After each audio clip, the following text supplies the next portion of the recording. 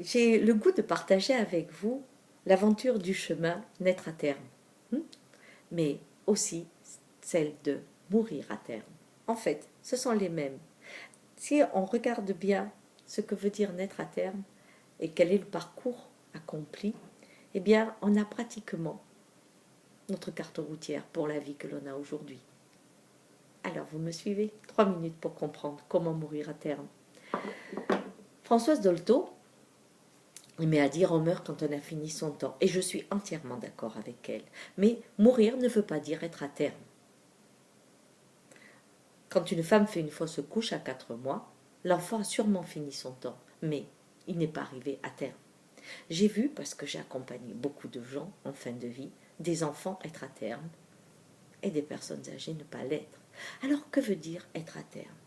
Eh bien, c'est un processus de construction. Quand on évolue dans le ventre de sa mère, cette identité qui va être le bébé commence par une toute petite division. Il y a une part qui s'appelle le placenta et celle-ci est le communicant. Le communicant pour construire une autre part.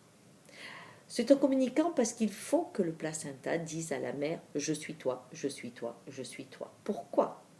Parce que s'il ne le dit pas, la mère va considérer l'embryon, le fœtus, comme un objet étranger, un corps étranger, et va l'expulser. Donc, votre construction commence par un mensonge. Ah oui. Mais ensuite, le placenta va se servir aussi du corps de la mère pour prendre ce dont il a besoin afin de construire cette autre part. Cette autre part de lui-même qu'il ne connaît pas. Cette part qu'il ne sait pas du tout à quoi elle va servir. Il sait juste qu'il a besoin de la construire. Comme s'il était inspiré. Et c'est le cas.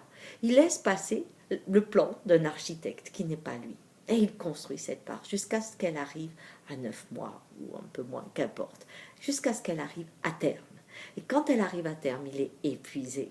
Et à ce moment-là, il ne peut plus dire à la mère « je suis toi, je suis toi, je suis toi ». Donc, corps étranger, c'est ce qu'on appelle l'accouchement, expulsion. Qu'est-ce qui arrive? Eh bien, cette entité, on la divise en deux. Certains y voyaient des jumeaux, il y en avait qui enterraient le placenta comme un jumeau. Mais cette entité divisée en deux fait que le placenta qui est fait pour vivre dans un monde aquatique va être utilisé mais meurt.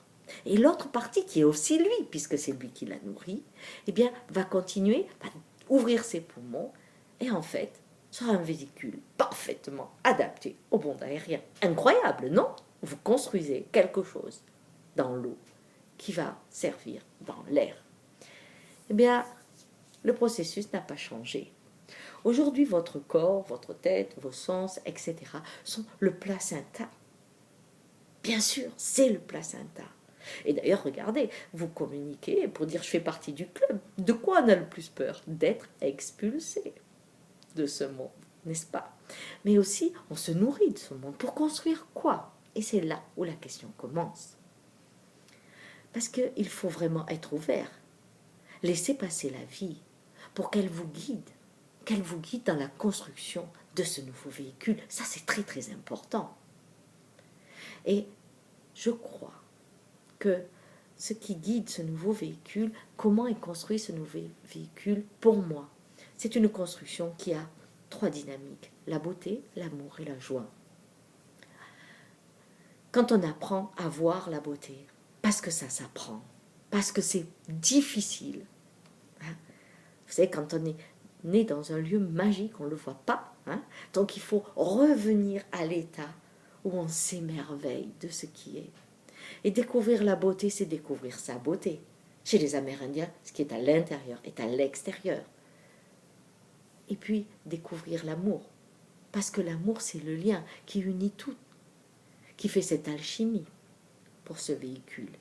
Et il y a aussi la joie. Parce que la joie, c'est le mouvement. La joie n'ignore pas la souffrance. La joie n'ignore pas qu'il faudra perdre pour avoir.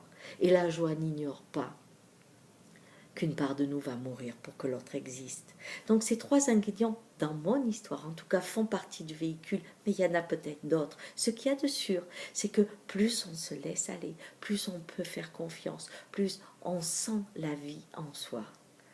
plus le plan pour cette part de nous que l'on doit faire naître apparaît.